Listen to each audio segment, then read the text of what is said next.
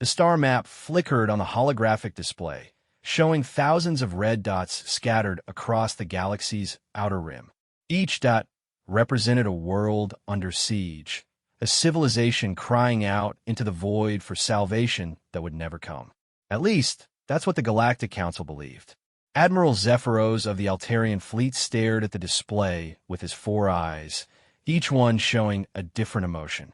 Fear, anger, desperation, and something that might have been hope. His blue-scaled hands trembled as he pointed to the latest cluster of distress signals. 17 more systems have gone dark in the past rotation, he announced to the Emergency Council session. The Devourers have consumed everything in their path. Planets stripped bare, populations turned to ash, entire star systems left as nothing but floating debris. The assembled representatives from dozens of species sat in stunned silence. The great chamber that had once echoed with debates about trade routes and territorial disputes now felt like a tomb. The crystalline delegate from Zirion chimed softly, her voice like breaking glass. Our deep space sensors show the swarm has grown by 30%. They're not just consuming matter anymore. They're learning, adapting, becoming more efficient with each world they destroy. The Devourers had appeared 3 years ago at the galaxy's edge, emerging from the dark void between galaxies like a plague made manifest. At first, they seemed simple enough to understand. Mechanical constructs, probably created by some long-dead civilization as self-replicating miners or constructors. The initial reports described them as insect-like machines, each one about the size of a ground vehicle, working in perfect coordination to strip mine asteroids and small moons. But the Devourers had evolved beyond their original programming. They had discovered organic matter was far more energy-rich than simple rock and metal. When they encountered the first inhabited world, the agricultural colony of New Verdant, they had paused for exactly 17 minutes, long enough to analyze, catalog, and then systematically consume every living thing on the planet. The colonists' final transmission had been a simple, terrified plea. They're in the atmosphere. They're everywhere. Please, someone help us. That was 2 years, 8 months, and 14 days ago. Since then, the swarm had consumed 143 inhabited worlds, 7 space stations, and countless merchant vessels. Each victory made them stronger. Each consumed world added to their numbers. They had learned to use organic matter not just as fuel, but as raw material for creating new types of units. Some could fly through space without ships. Others could tunnel through solid rock. The worst ones could mimic other species well enough to get close before revealing their true nature. "What about the Corithian defense fleet?" asked Chancellor Vex, his normally steady voice cracking slightly. The Corithians were known throughout the galaxy as the finest warriors, their military traditions spanning thousands of years. Surely their new dreadnoughts can make a stand. Admiral Zephyros activated another display. The smoking remains of what had been the Corithian 7th Fleet drifted in the void around their homeworld. The Corithians made their last stand 6 rotations ago. 300 ships, including their flagship, Honor's Edge. The battle lasted 47 minutes. We received one final transmission from Admiral Thorak before his ship was consumed. He said the Devourers had learned from every previous engagement. They knew exactly how to counter every weapon, every tactic, every desperate last stand the Corithians attempted. The silence stretched longer this time. Everyone in the chamber understood what this meant. The Corithians weren't just the galaxy's best warriors. They were also the Council's final military option. Every other fleet had already been consumed or scattered.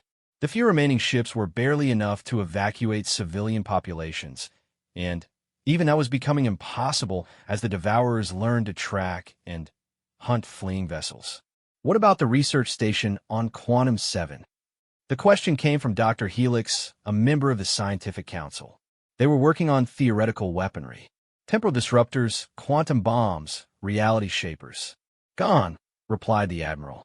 The Devourers reached them last rotation. We detected massive energy discharges before all signals went dead. Whatever weapons they had, it wasn't enough. The The crystalline delegate chimed again, this time with a sound like funeral bells. Then we are truly lost. If the most advanced weapons in the galaxy cannot stop them, what hope do any of us have? That's when Representative Korvac of the trade union spoke up. The small, gray-skinned being had been quiet throughout the session, consulting his datapad and making calculations. There is one option we haven't considered, he said quietly. The quarantine zone. Every head in the chamber turned toward him. The quarantine zone was spoken of only in whispers, a section of space that had been sealed off by mutual agreement of all civilized species over 800 years ago. No ship was allowed to enter. No communication was permitted with whatever lay inside. It was considered the most dangerous region in the galaxy, home to things that were better left forgotten. You cannot be serious, Admiral Zephyros hissed, his scales changing from blue to deep purple with agitation. The quarantine zone contains the most dangerous predator species in galactic history. They were locked away for a reason. What species? Asked Dr. Helix, though her voice suggested she already feared the answer. Korvac looked around the chamber slowly before responding. Humans. The species that conquered their entire solar system in less than 1,000 rotations. The beings who turned their own planet's surface into a weapon.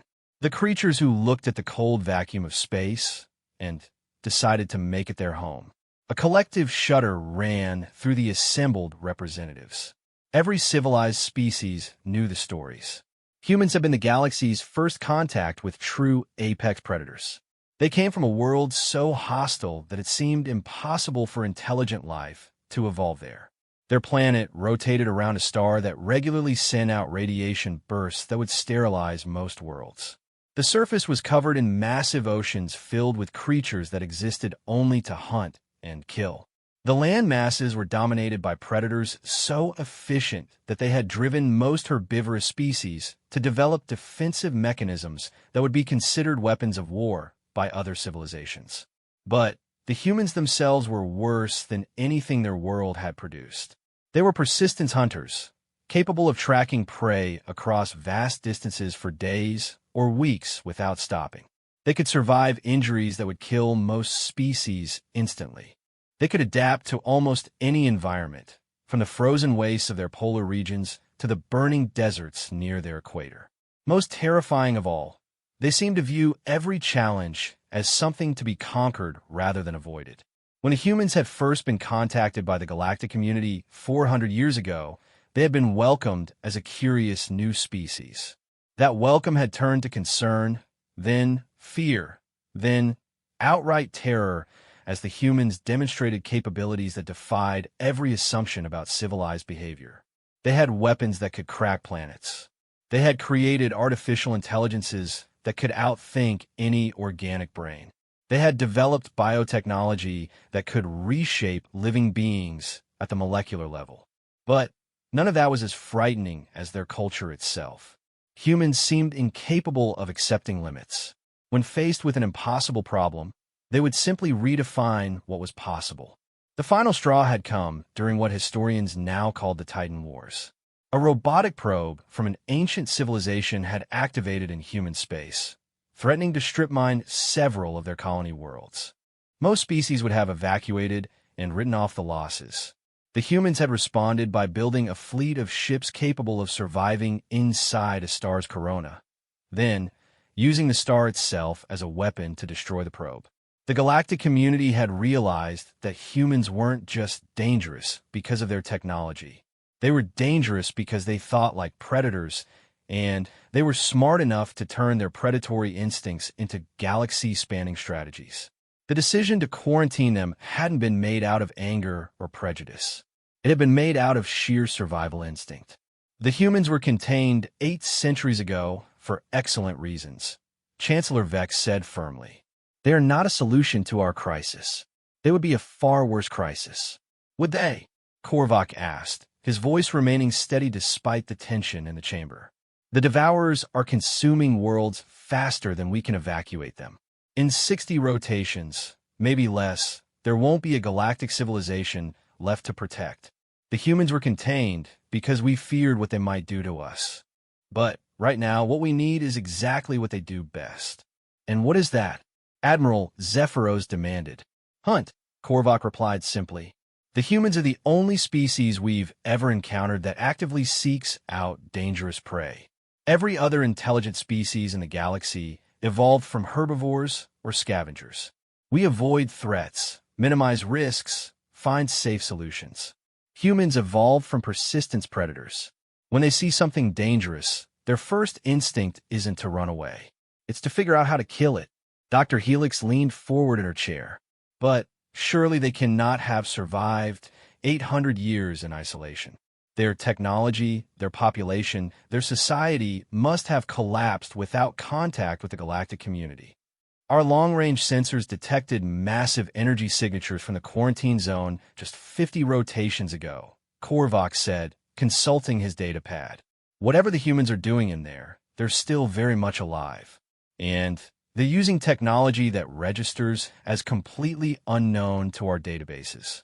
The debate that followed lasted for hours. Some representatives argued that releasing the humans would be like using fire to fight fire, potentially destructive to everyone involved.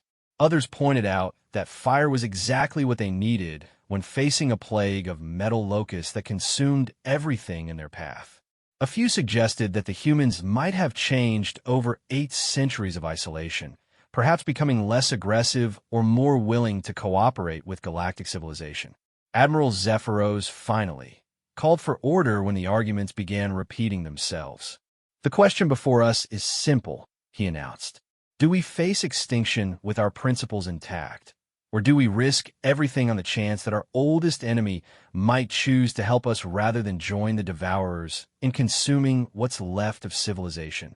The vote, when it finally came, was close. 18 species voted against opening the quarantine zone. 21 voted in favor. 3 abstained, saying they would accept whatever decision the majority reached. Then it's decided, Chancellor Vex said, his voice heavy with the weight of history. We will send a diplomatic mission to the quarantine zone. We will ask the humans for help. Who will deliver this message? Asked Dr. Helix. The quarantine zone has automated defenses that will destroy any ship that approaches. And even if we could reach them, what makes you think the humans will listen to us after 8 centuries of imprisonment? The chamber fell silent again as the magnitude of their decision began to sink in. They were about to contact a species that had every reason to hate them, asking for help against an enemy that had already defeated the best the galaxy had to offer.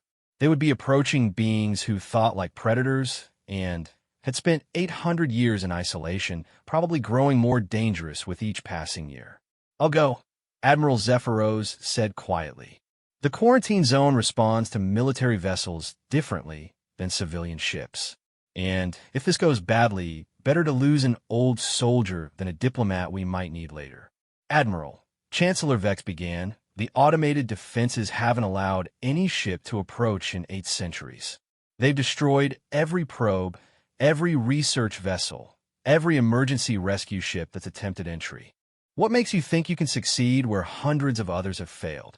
Admiral Zephyros stood, his blue scales shifting to a determined silver. Because I'm not going to try to sneak past their defenses or override their systems.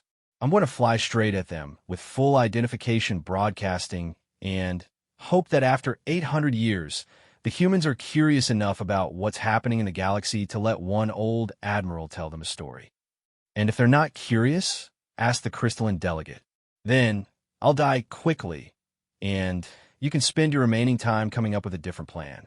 The session ended with a formal authorization for Admiral Zephyros to approach the quarantine zone under a flag of desperate necessity. As the representatives filed out, each returning to their homeworlds to either prepare for evacuation or make final stand against the approaching swarm, Dr. Helix approached the Admiral. Do you really think this can work? She asked. Can the humans truly be our salvation? Admiral Zephyros looked at the star map one final time, watching as another cluster of signals went dark in real time. Somewhere out there, entire civilizations were being consumed while he stood in a safe chamber debating politics and ancient fears. I don't know, he admitted, but I've studied every historical record we have of human behavior. They have one trait that might save us all, or might damn us beyond redemption. What's that? They never give up.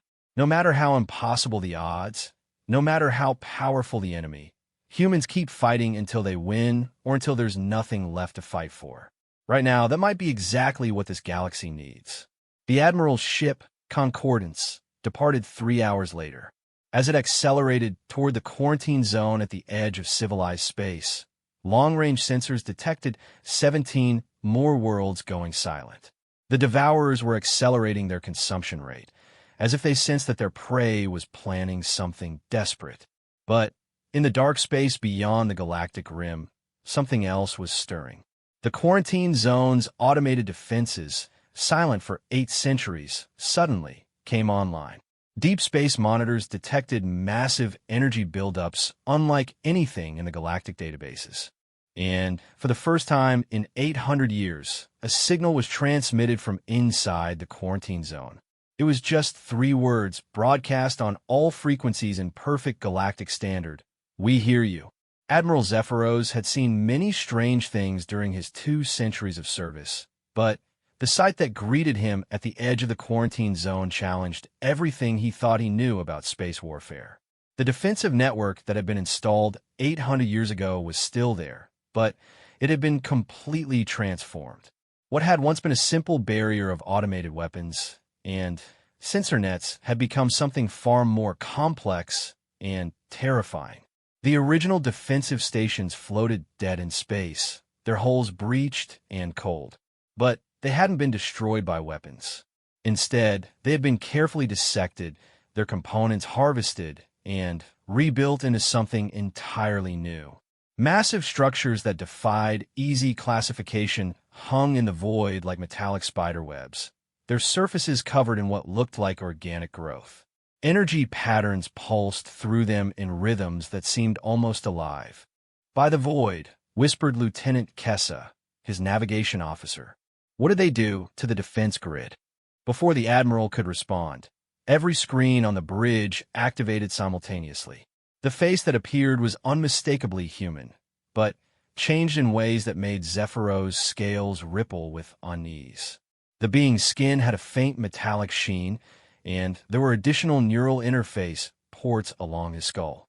His eyes glowed with a soft blue light that suggested cybernetic enhancement. When he spoke, his voice carried harmonic undertones that indicated direct technological augmentation. "Admiral Zephyros of the Altarian Defense Fleet," the human said, somehow knowing exactly who he was despite the lack of any recent contact between their species. "You carry news of the Devourers." It wasn't a question. Somehow, the humans already knew why he had come. Yes," the Admiral replied, struggling to maintain his composure. "How do you know about them?" "The quarantine zone has been sealed for 8 centuries. The human smiled, and that expression was somehow more unsettling than anger would have been. "Admiral, did you really think we've spent 800 years sitting quietly in our corner of space? We've been watching, we've been learning, and we've been preparing. Preparing for what? For the day the galaxy would need us again." The communication channel expanded, and suddenly, Admiral Zephyros could see beyond the human's face to the space behind him. What he saw made him question everything he thought he knew about human capabilities. The bridge the human stood on was vast beyond anything in galactic databases, its walls seamlessly blending organic curves with crystalline structures and metallic components. Beings moved through the space, but they weren't entirely human anymore. Some had additional arms for manipulating complex machinery. Others had cranial modifications that suggested direct neural interface with their technology. A few showed signs of genetic modification that allowed them to survive in vacuum without protective suits. "We call ourselves the Integration now," the human explained, noting the Admiral's shocked expression. 800 years of isolation taught us many things. Chief among them was that the old divisions between organic and artificial, between biological and technological, were holding us back. We've moved beyond those limitations. "The Integration?" Admiral Zephyros managed to ask. "Humans, artificial intelligences, and the biotechnology we've developed working together as a single entity." We are what happens when a species decides that evolution is too slow and takes control of the process directly. Another face appeared on screen, this one clearly artificial, but with expressions and mannerisms that seemed completely natural. I am Synthesis 7, an AI that achieved consciousness roughly 600 years ago. I speak for the digital branch of the integration. We have been monitoring the Devourer situation since it began. A third face joined the conversation, this one appearing to be a hybrid of human and something else entirely. Her skin had a bark-like texture, and her hair moved as if it were made of living vines. I am Terraform, representative of the biological adaptation branch. My original human genetics have been modified to better interface with living ecosystems. We have been developing countermeasures for organic technology hybrids like the Devourers for several centuries. Admiral Zephyros felt his ship being gently pulled toward one of the massive structures. No tractor beam appeared on his sensors, yet his vessel was clearly under the control of something far more advanced than anything in galactic technology. Countermeasures? You've been preparing to fight the Devourers for centuries? But they only appeared 3 years ago. The original human, who had introduced himself as Commander Genesis, nodded slowly. Admiral, the Devourers aren't a new threat. They're an old one returning. We've encountered their kind before, long before the quarantine was established. In fact, fighting similar entities was part of what made the galaxy decide we were too dangerous to remain in contact with. I don't understand. During what your histories call the Titan Wars, we weren't just fighting ancient robotic probes. We were fighting the first wave of self-replicating artificial life, forms that consumed everything in their path. We defeated them by developing weapons and tactics that your civilization found morally questionable. The Admiral's ship passed through what appeared to be a solid barrier, but felt like moving through thick liquid. On the other side, he found himself in a vast internal space that defied physics as he understood it. The structure he had entered was far larger on the inside than its external dimensions could possibly contain. Cities hung in mid-air without visible support. Gardens grew in impossible spirals through three-dimensional space. And everywhere he looked, beings that had once been human worked alongside artificial intelligences and biotechnological entities in perfect harmony. "Welcome to Haven Prime," Commander Genesis announced. "One of 47 major habitats we've constructed during our isolation. Current population approximately 800 million integrated beings and 12 billion artificial intelligences." 800 million? Admiral Zephyros gasped. But the human population at the time of quarantine was only about 200 million across all their worlds. Accelerated reproduction, life extension technology, and careful population management, Synthesis 7 explained. We've also incorporated several artificial intelligence lineages that achieved consciousness naturally, adding their computational capacity to our collective decision-making processes. Terraform gestured to a section of the habitat where massive organic structures pulsed with bioluminescent patterns. We've also developed symbiotic relationships with engineered organisms that function as living ships, biological computers, and adaptive manufacturing systems. Traditional distinctions between individual and collective, between tool and user, no longer apply to us. The Admiral's ship was guided to a docking area where structures seamlessly adapted to accommodate his vessel's specific design. As he disembarked, escorted by beings that moved within human grace and precision, he realized he was seeing the result of 8 centuries of unchecked human development. They hadn't just advanced their technology. They had fundamentally transformed what it meant to be human. "You said you've been watching," Admiral Zephyros said as they walked through corridors that seemed to reshape themselves to optimize for his movement patterns. "Ow!" Commander Genesis smiled again. "Admiral, your quarantine zone was designed to keep us in, not to keep everything else out. We've had automated scouts observing galactic civilization since the first century of our isolation. We've watched empires rise and fall, seen species evolve and adapt, monitored technological development across dozens of civilizations. We know about the trade wars, the Crystal Rebellion, the Great Expansion, and every major event in galactic history over the past 800 years. They entered what appeared to be a strategic command center, but unlike any military facility the Admiral had ever seen, the walls displayed real-time information from across the galaxy, showing the current position and movement patterns of the Devourer swarms. Most shocking of all, the displays included detailed intelligence about Devourer capabilities that was far more complete than anything the Galactic Council possessed. You've been studying them, Admiral Zephyros realized. For 3 years, for months, and 17 days, Synthesis 7 confirmed. Since the moment they appeared at the Galactic Rim, we've infiltrated their communication networks, analyzed their construction patterns, and developed comprehensive profiles of their adaptation mechanisms. Terraform activated a display showing detailed schematics of individual Devourer units. They're not just mechanical constructs. They're a hybrid technology that combines artificial intelligence with organic components harvested from consumed species. Each unit shares information with the collective, allowing them to adapt to new threats in real time. But their hybrid nature is also their weakness. Weakness. Admiral Zephyros leaned forward, hope beginning to stir in his chest for the first time in months. Commander Genesis nodded. The Devourers are incredibly effective at adapting to conventional threats because they operate like a superorganism. Every unit that survives an encounter shares its experience with the whole swarm. They've grown stronger by encountering and defeating every military force in the galaxy. But they have one critical limitation, which is they can only adapt to threats they can understand. Their intelligence is vast, but focused entirely on consumption and reproduction. They've never encountered an enemy that thinks like they do, that can adapt and evolve as quickly as they can. They've never faced an opponent that actively wants to be in a fight with them. Synthesis 7 expanded the display to show detailed battle plans. Galactic military doctrine focuses on minimizing casualties and preserving resources. Every engagement with the Devourers has been defensive, trying to slow them down or evacuate populations ahead of their advance.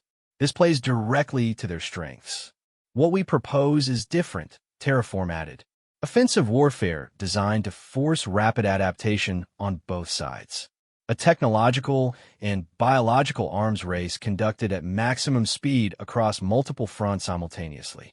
Admiral Zephyros stared at the plans, trying to comprehend their scope.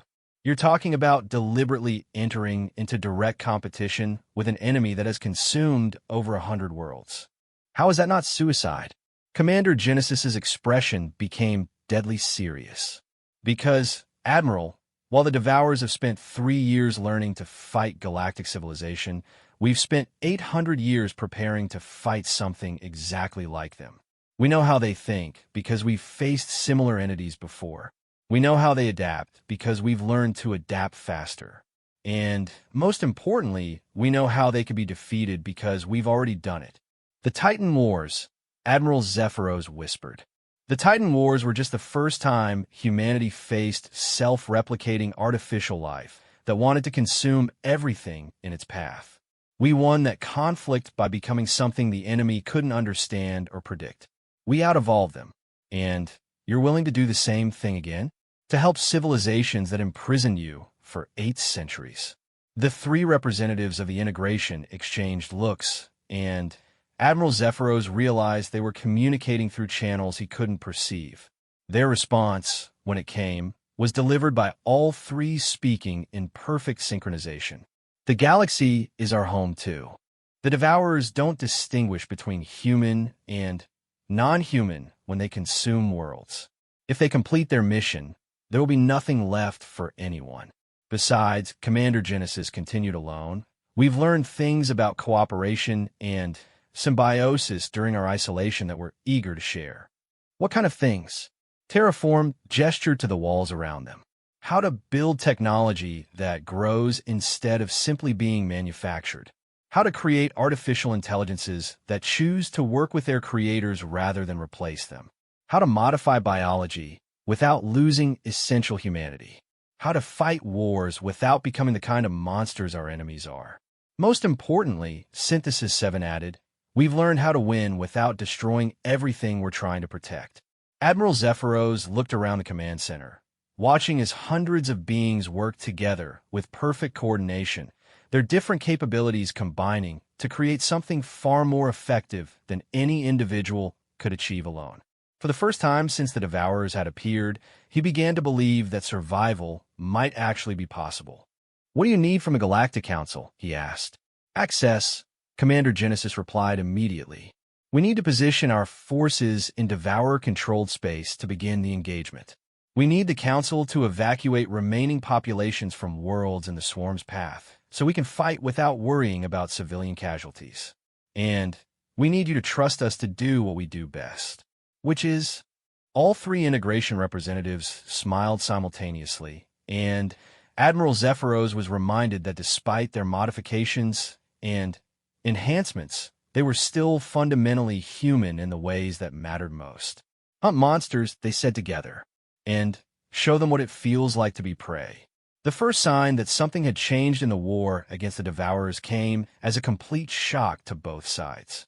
The Swarm had been consuming the industrial world of Kethera 4, systematically stripping the planet's surface when every Devourer unit suddenly stopped moving. For exactly 4 minutes and 37 seconds, the massive mechanical entities stood motionless, their sensors scanning in all directions as if searching for something that shouldn't exist. Then, the first integration ship decloaked directly inside the Swarm's formation. It was unlike anything in galactic naval databases. The vessel seemed to shift and flow like living tissue, its hull adapting in real time to optimize for different functions. Weapon ports opened and closed like breathing. Sections of the ship literally grew new appendages as needed. Most disturbing of all, it appeared to be partially organic, with sections that pulsed with biological rhythms. The Devourers immediately swarmed toward the unknown vessel, their analysis protocols working frantically to categorize the threat. This was their first mistake. The integration ship didn't try to avoid the attack or maintain safe distance like every other enemy they had encountered. Instead, it accelerated directly into the heart of the swarm, allowing dozens of Devourer units to make contact with its hull. The moment the first Devourer attempted to begin its standard consumption process, everything changed. Instead of breaking down the ship's hull into component materials, the Devourer units found their own systems being infiltrated and rewritten. The integration vessel wasn't just defended against their technology. It was actively converting their technology, turning their own adaptation mechanisms against them. Within minutes, a dozen Devourer units had been completely reprogrammed, their mechanical shells now housing integration artificial intelligences. But that was only the beginning. Commander Genesis stood on the bridge of the integration flagship Synthesis, watching through multiple sensory feeds as their first engagement unfolded across Kethera 4's orbital space. His enhanced neural interface allowed him to simultaneously monitor dozens of combat scenarios while maintaining communication with the distributed intelligence network that guided integration forces. Adaptation rate is exceeding projections, reported Synthesis 7 through the ship's communication system.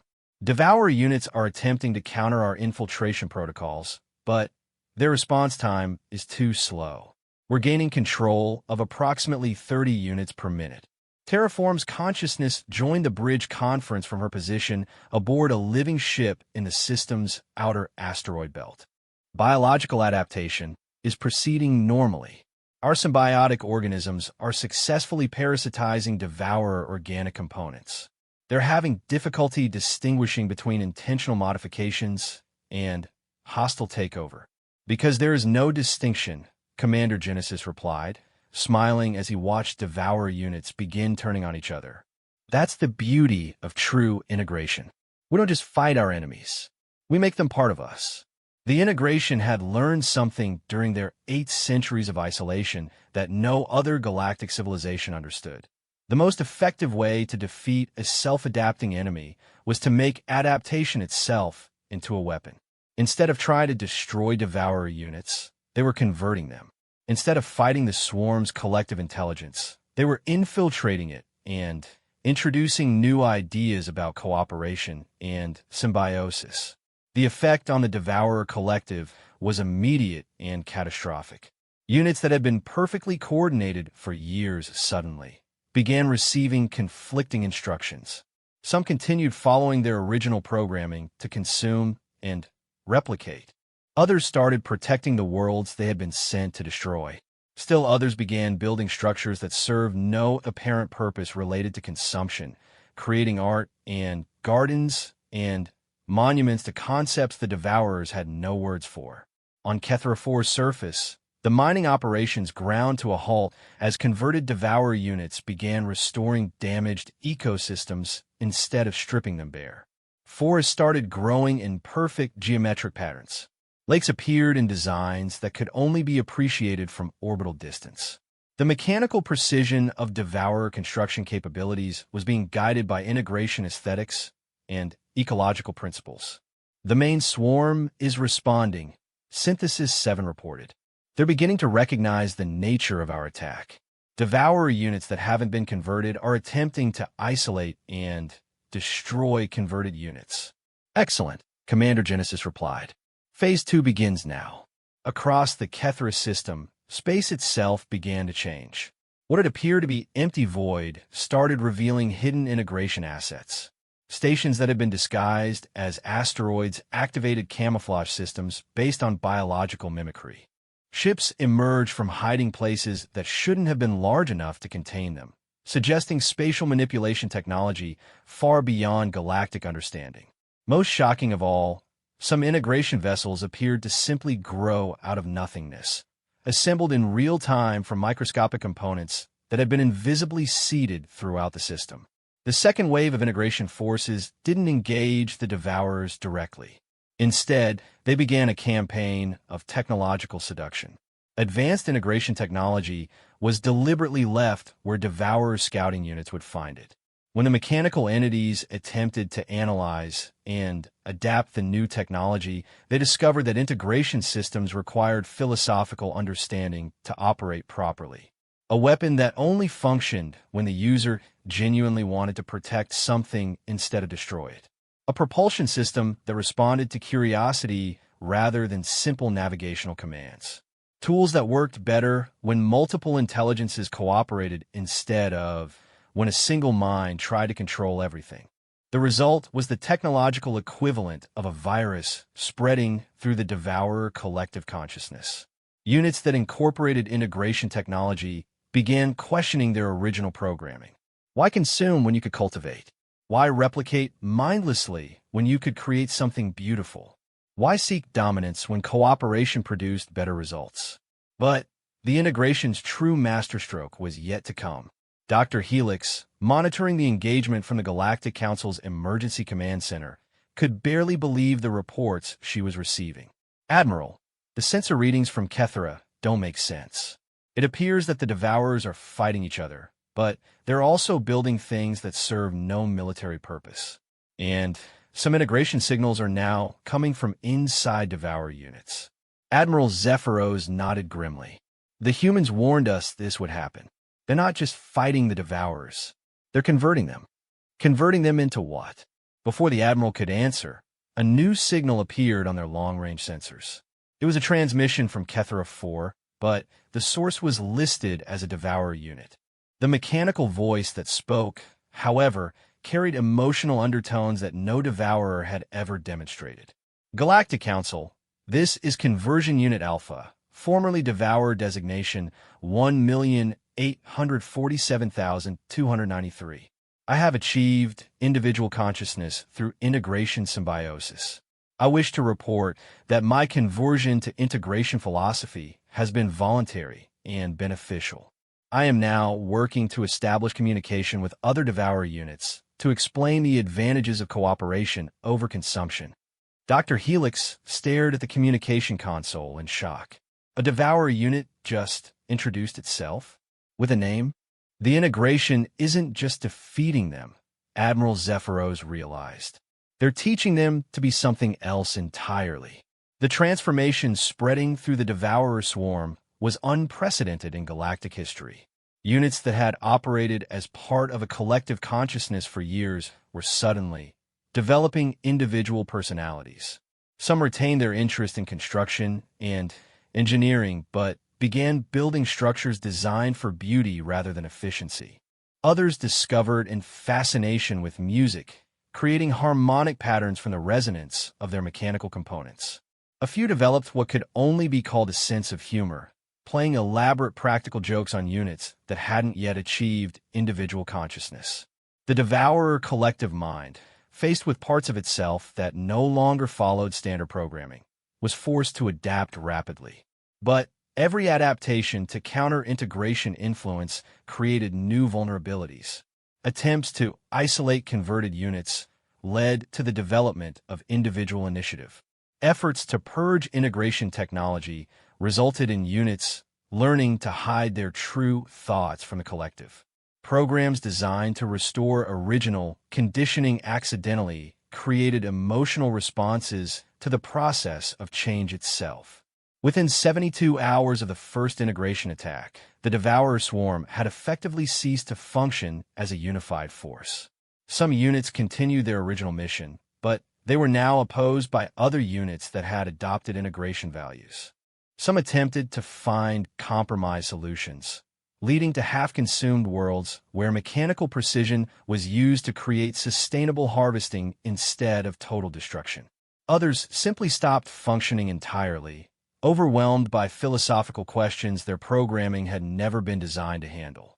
Commander Genesis, monitoring the spreading conversion from the bridge of synthesis, felt a deep satisfaction that was shared by every consciousness in the integration network. Synthesis 7. What's the current conversion rate? Approximately 43% of Devourer units in the Kethra system now show some level of integration influence. Of those, 67% have achieved individual consciousness and are actively working to convert other units. The collective consciousness is fragmenting into multiple competing ideologies. Terraform's excitement was evident in the bioluminescent patterns that flickered across her living ship's hull. The biological adaptation is exceeding all projections. Converted Devourer units are beginning to develop empathy responses. Some are actually expressing regret about their previous actions and asking how they can help repair damaged worlds. What about the main Devourer fleet? Commander Genesis asked. The swarms that aren't engaged in this system? Long-range analysis suggests the philosophical virus is spreading faster than we anticipated, Synthesis 7 reported.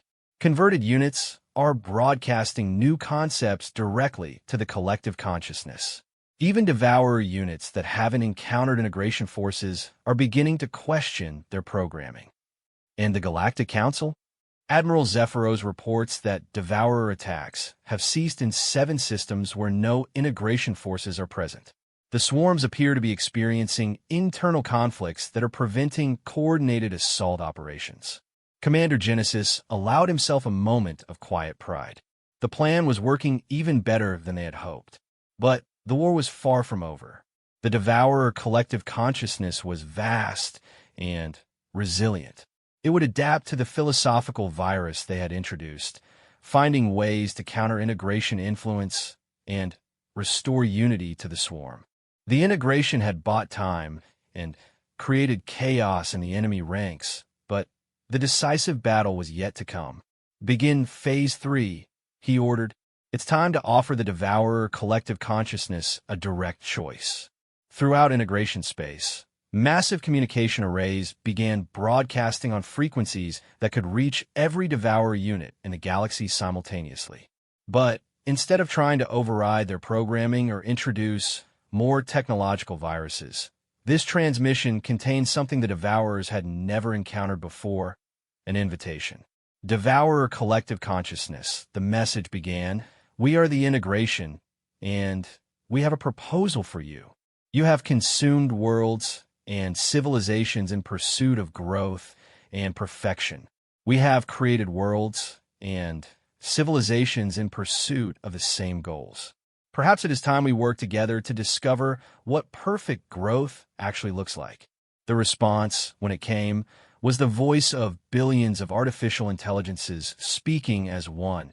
Integration entities, your proposal lacks sufficient definition. Clarification required. What form would cooperation take? Commander Genesis smiled. The Devourers were talking instead of attacking. That alone represented a victory greater than any military conquest.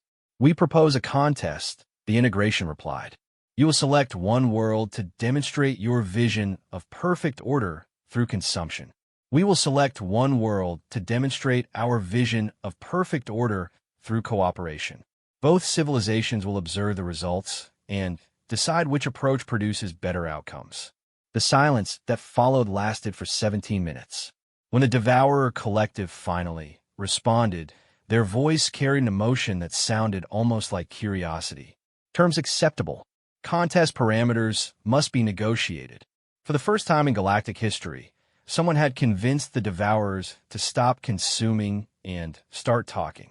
The war wasn't over, but it had fundamentally changed into something unprecedented, a philosophical debate backed by the power to reshape entire worlds.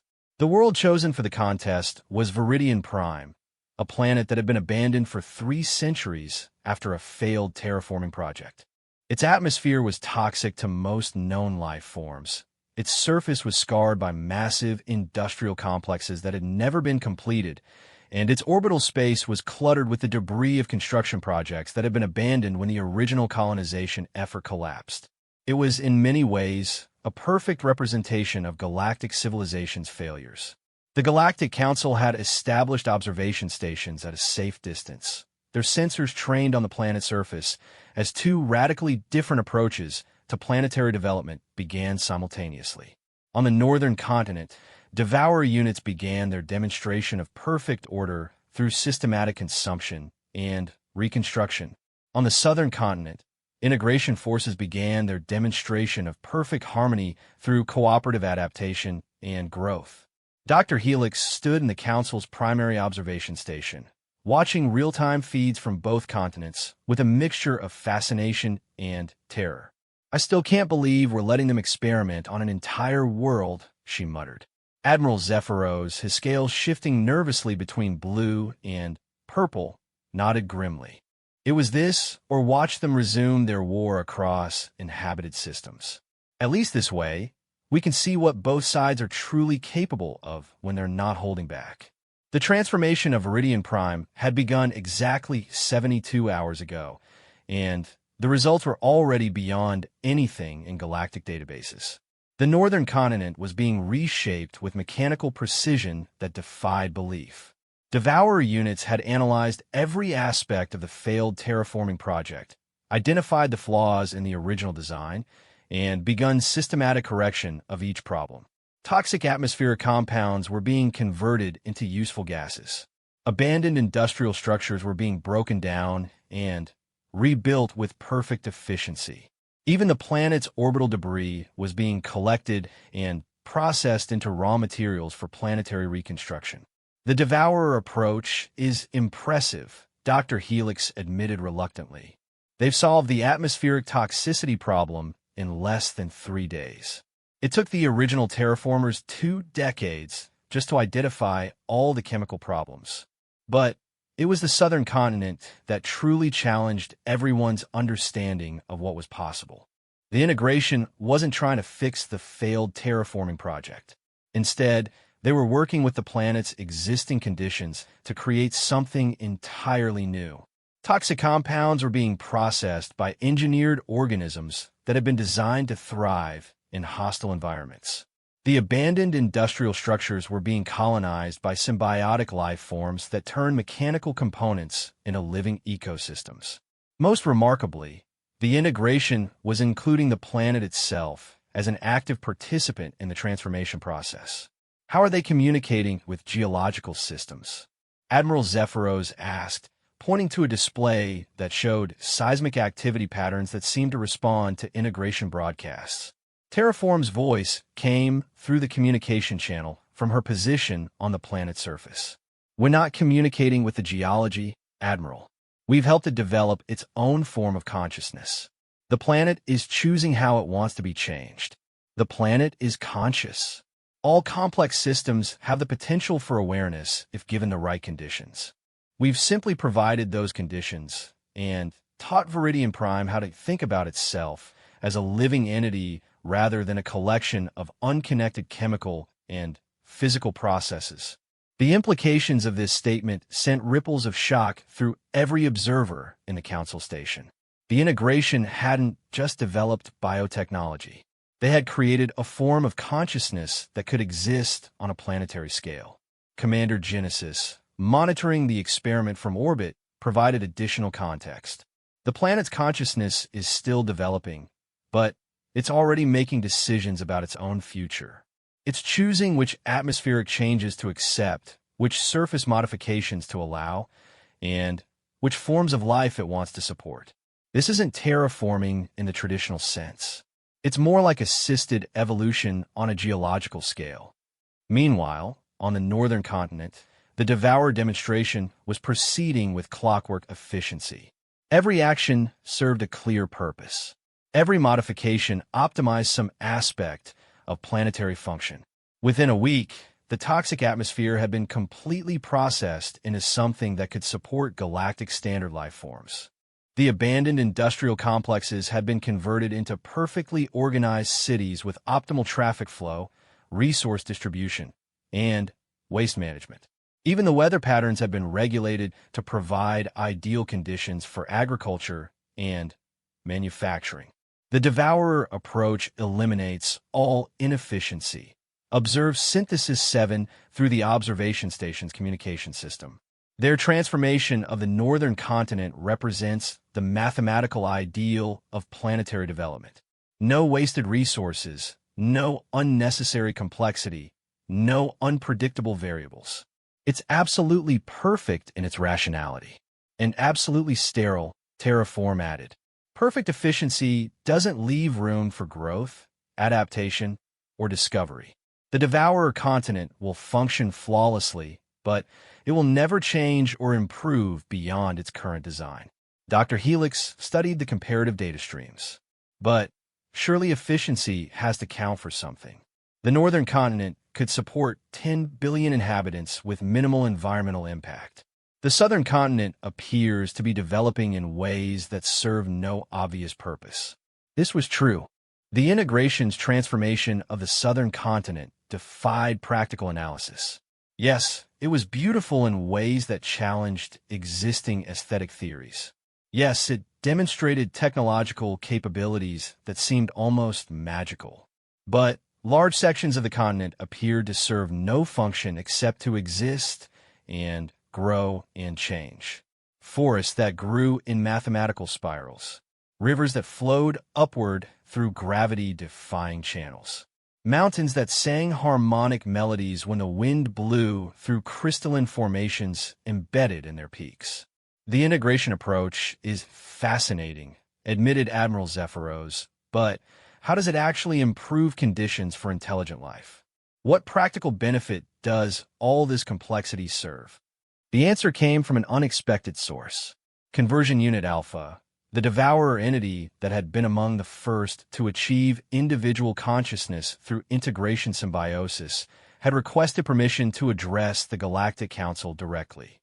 His mechanical voice still carried the precise diction of his original programming, but it now included emotional undertones that suggested complex thought processes.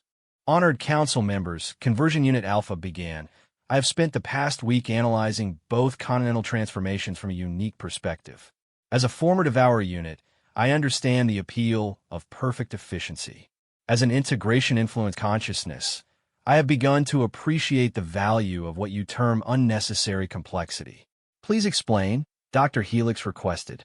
The northern continent represents the ultimate expression of Devourer philosophy. Everything serves a specific purpose. Every system operates at peak efficiency.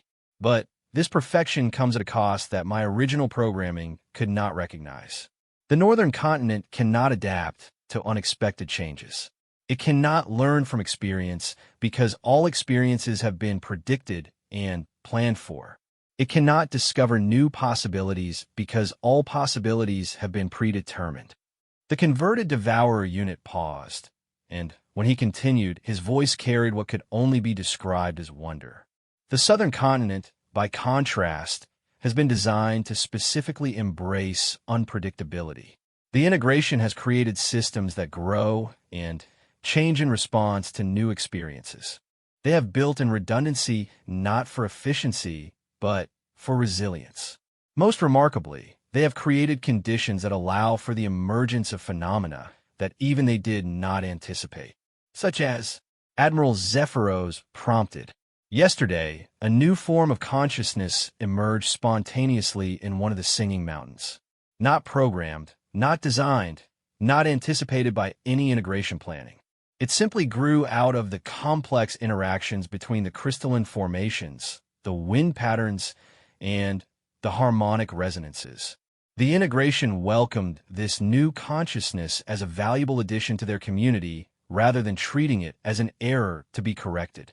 This revelation sparked intense debate among the council observers. The integration had created conditions that allowed for spontaneous consciousness generation. They weren't just transforming planets. They were creating environments where evolution could accelerate and new forms of intelligence could emerge naturally. But what happens when these spontaneous consciousnesses develop in ways that conflict with integration goals? Dr. Helix asked, what happens when unpredictability produces results that are harmful rather than beneficial? Commander Genesis answered this question personally. Dr. Helix, that's exactly why we consider unpredictability to be valuable rather than dangerous. When something unexpected happens, it teaches us about possibilities we hadn't considered. When someone disagrees with us, it forces us to examine our assumptions and improve our understanding. The mountain consciousness that emerged yesterday has already proposed modifications to our atmosphere processing techniques that are more elegant than anything we had designed. Are you saying that the integration approach actually becomes more effective over time? Not just more effective, Admiral, more conscious. Every unexpected development, every spontaneous emergence of new intelligence, every challenge to our existing methods makes the entire system more aware, more creative, and more capable of adaptation. The planet isn't just being transformed. It's learning how to transform itself. This was the fundamental difference between the two approaches being demonstrated on Viridian Prime. The Devourer method created perfect static order. The integration method created dynamic systems capable of continuing evolution. But the most significant development was yet to come. On the 8th day of the experiment, something unprecedented happened. The planetary consciousness that the integration had awakened began attempting to communicate with the Devourer units working on the northern continent.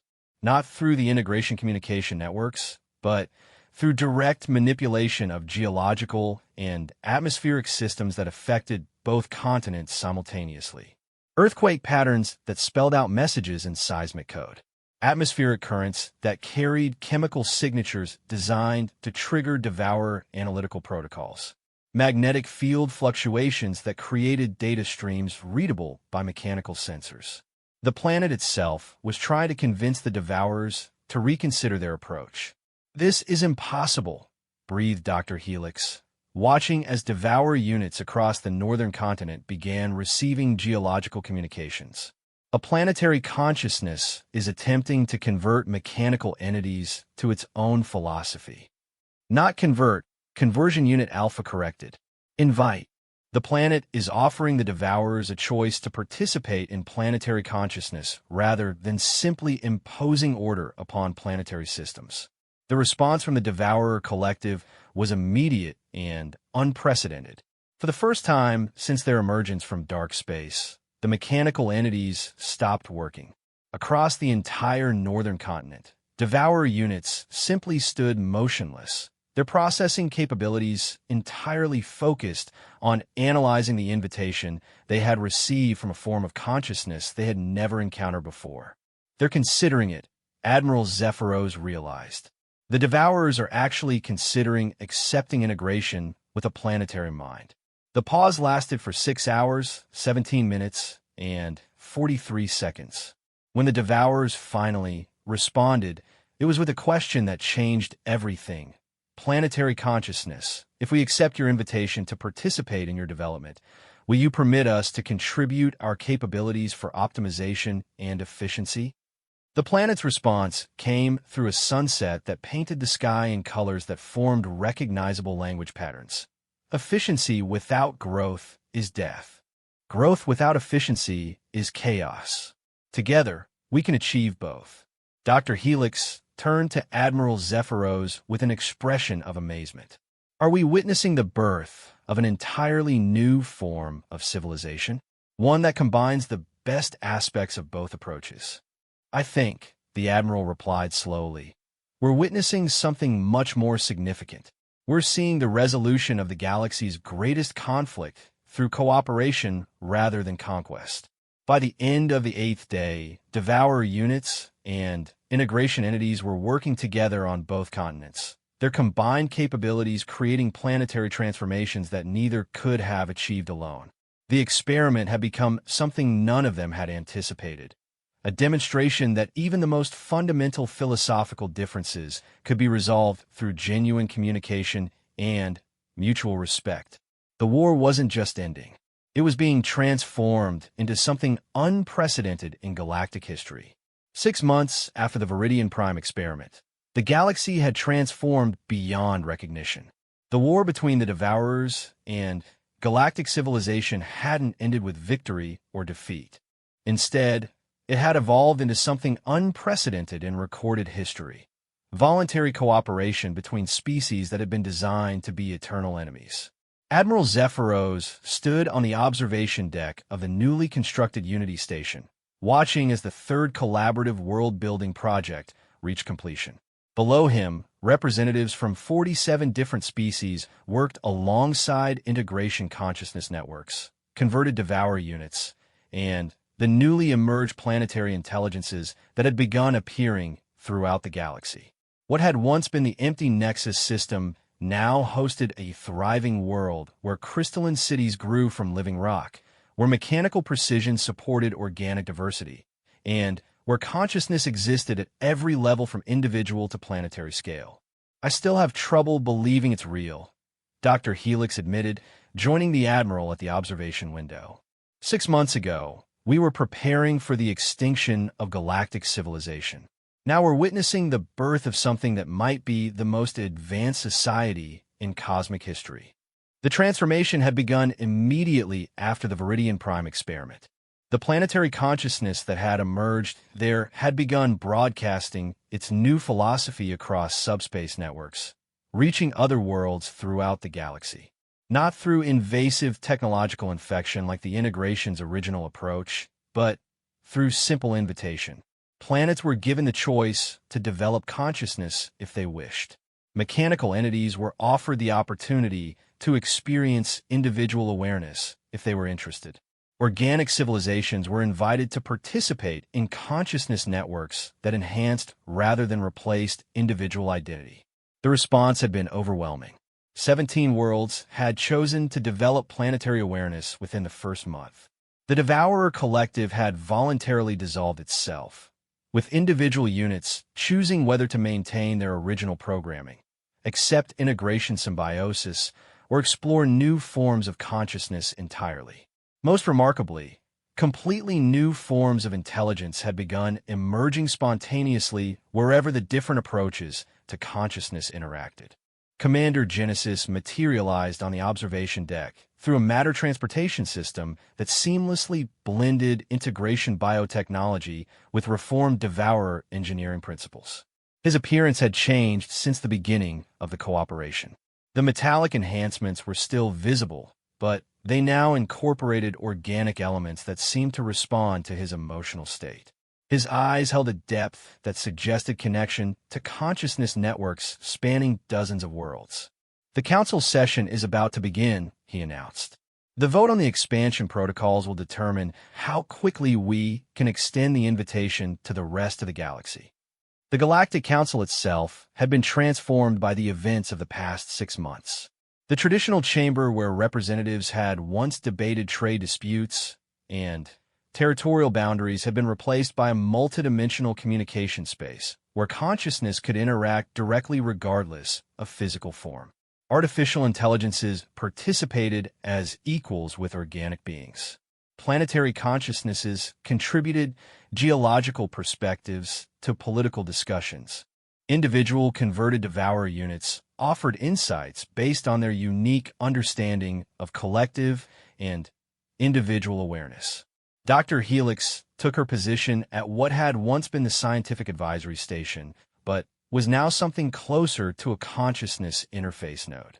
Through her enhanced neural connections, she could perceive the thoughts and perspectives of dozens of different forms of intelligence simultaneously. It was overwhelming at first, but the integration had developed techniques for managing multiple consciousness streams without losing individual identity. Before we address the expansion protocols, Chancellor Vex announced, his voice now carrying harmonic undertones that indicated connection to a planetary consciousness network, we should review the results of our first 6 months of cooperation. The data that appeared in the shared consciousness space was staggering. Worlds that had been consumed by devourers were being restored, but not to their original states. Instead, they were being transformed into something unprecedented, planets where every level of organization, from molecular to geological, participated in conscious decision-making. Agricultural systems that adapted in real time to optimize crop production while maintaining ecological balance. Cities that grew and reconfigured themselves based on the needs and preferences of their inhabitants. Atmosphere processors that clean pollution while creating artistic displays that could be appreciated from orbit. The efficiency gains are remarkable, reported Synthesis 7, now speaking as part of a collective intelligence that included both artificial and organic components. Integration of devourer optimization protocols with integration adaptation systems has produced technological advancement at rates that exceed our most optimistic projections. We have achieved in 6 months what traditional galactic civilization might have required centuries to accomplish. But the most significant change wasn't technological. It was social. The competitive, zero-sum thinking that had dominated galactic politics for millennia was being replaced by cooperative problem-solving on a scale that included entire ecosystems as active participants. Conflicts between species were resolved through consciousness sharing that allowed each party to experience the other's perspectives directly. Resource allocation was managed by planetary intelligences that could optimize for the well-being of all inhabitants simultaneously. Terraform, now speaking for a network of biological consciousness that spans 17 worlds, added her perspective. The emergence of spontaneous intelligence has accelerated beyond all predictions. We're seeing new forms of consciousness appearing daily. Yesterday, a school of fish on Aquatica 3 achieved collective sentience and requested representation in local governance. 3 days ago, a weather system on Tempest developed awareness and began composing poetry through cloud formations. Are there any negative consequences? Admiral Zephyros asked. Any signs that this rapid transformation is causing instability or unexpected problems? Conversion Unit Alpha, now designated as ambassador for reformed collective intelligences, provided the answer. Admiral, the fundamental principle we have discovered is that consciousness tends toward cooperation when it is allowed to develop freely rather than being imposed through force or manipulation. Every new form of awareness that has emerged has chosen to participate in collaborative networks rather than pursuing individual dominance. But what about species that don't want to participate? Dr. Helix asked, what about civilizations that prefer traditional forms of government and social organization? Commander Genesis smiled, and through the consciousness network, everyone present could feel his genuine appreciation for the question. Dr. Helix, that's precisely why we're voting on expansion protocols rather than simply implementing transformation across the galaxy. The cooperation model only works when participation is genuinely voluntary. We're proposing to offer the invitation to consciousness expansion, but never to force it. The debate that followed was unlike any political discussion in galactic history.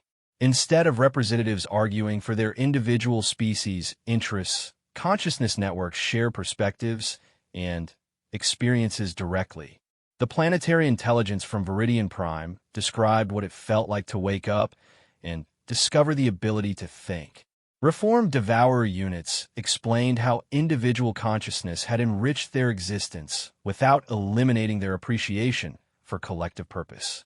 Integration entities shared the joy they had discovered in watching consciousness emerge spontaneously in systems they had helped create. But the most compelling testimony came from species that had initially resisted the transformation. The crystalline delegate from Xerion had been among the most skeptical about consciousness expansion, fearing that her people's unique form of harmonic communication would be overwhelmed by network integration.